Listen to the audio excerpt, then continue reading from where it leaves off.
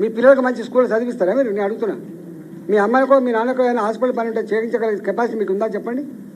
ఒక్క తరంలో వాడు చెప్పులు లేకుండా వచ్చినోడు 1000 కోట్లకు యజమాని అయితే చూస్తున్నారు, 5000 కోట్లకు యజమాని అయితే చూస్తున్నాడు. ఎటుపోతుంది వ్యవస్థ? నీకు లేదా బాధ? నువ్వు కాదా ప్రజల్లో ఒక మనిషివి? చెప్పండి. నేను అడుగుతున్నా. వేల మంది, ఓ 30,000 మంది 40,000 మంది ఉంటారు జర్నలిస్టులు, ఎంఏలు, ఎంసీఏలు, ఎంసీజేలు చేసిన వాళ్ళు. ఒక ఇల్లు కట్టుకోలేరండి మీరు. మనం మీకు జాగ్రత్త క్యాన్సర్ అయితే గిలగిలు కొట్టుకున్నారు మీరు. జీవితాంతం కష్టపడితే కార్డు జీతం ఇవ్వకపోయినా కనీసం ఇల్లు జాగా ఉండాలని సంతోషపడ్డారు. ఉందా ఇప్పుడు? మీకు ఇవ్వడానికి 1 కోట్లు ఆపినాయి. ఎక్కడ పోయింది శంకర్ హిల్స్ 440 ఎకరాలు? ఎక్కడ పోయింది 1000 ఎకరాల భూమి? వాడి సంపద ఒకటే జనరేషన్లో వాడు 10,000 కోట్ల టర్న్ ఓవర్, 50,000 కోట్ల టర్న్ ఓవర్ అని మీరు చెప్పండి. నేను అడుగుతున్నా, మంచి పద్ధతి ఇది? పేదలను కొట్టి పెద్దలకు కట్టబెట్టే, పేదల కడపడి గద్దలు పెట్టే పద్ధతి మంచిది కాదు. మీరు కూడా స్టడీ చేసి రాయండి దయచేసి.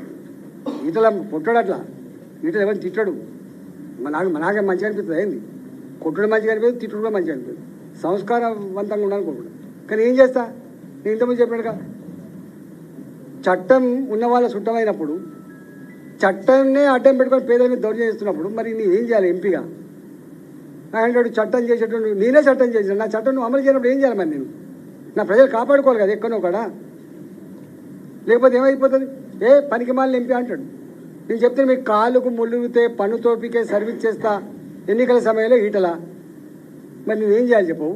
నీ కాలు ముడితే పన్నుతో పీకుతా అని చెప్పినప్పుడు నీ ఇల్లు కూడా కొడితే పోవాలా లేదని చెప్పండి. నేను అడుగుతున్నా,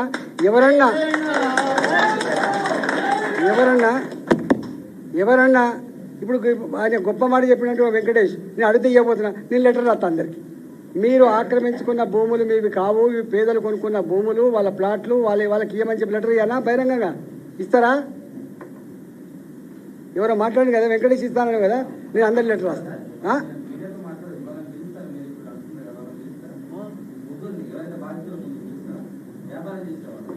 అరే వ్యాపారం చెప్పి పిలవాల్సింది చట్టం, ప్రభుత్వం పిలవాలి. నేనేళ్ళ పిలుతా? చట్టాన్ని నేను చేతులు తీసుకుంటా, నా మీద ఇంకో మళ్ళీ కేసు పెట్టరా? ఒక్క మాట 5 నిమిషాలు పట్ట తీసుకురావాలని గుర్తుపెట్టుకో. 5 నిమిషాలు దాటుడు తీస్తాం. మాకు చేత కదా, కానీ మేము చేయదు కదా పని, చట్టం చేయాలి కదా. మేము ఎట్లా మాకు చేతగా చెప్తున్నాం ఇదంతా. మాకు చేతనవుతుంది, మాకు చేవ ఉంది, మాకు అవగాహన ఉంది. కానీ చట్టం చేయాలి ఆ పని, నేను కాదు చేయాల్సింది. అక్కడంటేనో ఆ బీరి సీసాలు చూసినప్పుడు, మా మహిళల మీద దౌర్జన్యం చేసిన ఫోటోలు చూసినప్పుడు, ఆ మహిళ ఏడుతుంటే ఆ కన్నీళ్ళు చూసి నేను టెంప్ట్ అయిన మాట వాస్తవం. ఆ క్షణాలు టెంప్ట్ అయిన మాట వాస్తవం. కానీ నేను రోజు టెంప్ట్ కావద్దు కదా. నేను ప్రభుత్వానికి అప్పీల్ చేస్తున్నాను. చేత కాకపోతే కూల్చేస్తారు, గుర్తుపెట్టుకో. ప్రజలకు నచ్చకపోతే కూల్చేస్తారు. తాత జాగిరి కాదు, నిజాం సర్కార్ కాదు ఇది. 5 ఏళ్ళ కోసం ప్రజల దగ్గర పోవాల్సిందే, దండం పెట్టాల్సిందే బాబు.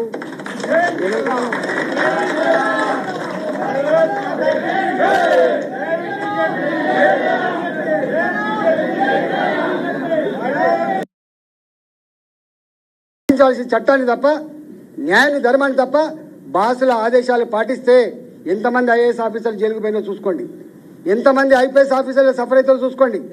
మేము చూస్తూ ఊరుకుంటాం అనుకోకండి. డిఓపీడి కాంప్లైంట్ పెడతాం. మేము వట్టిగా ఊరుకోం.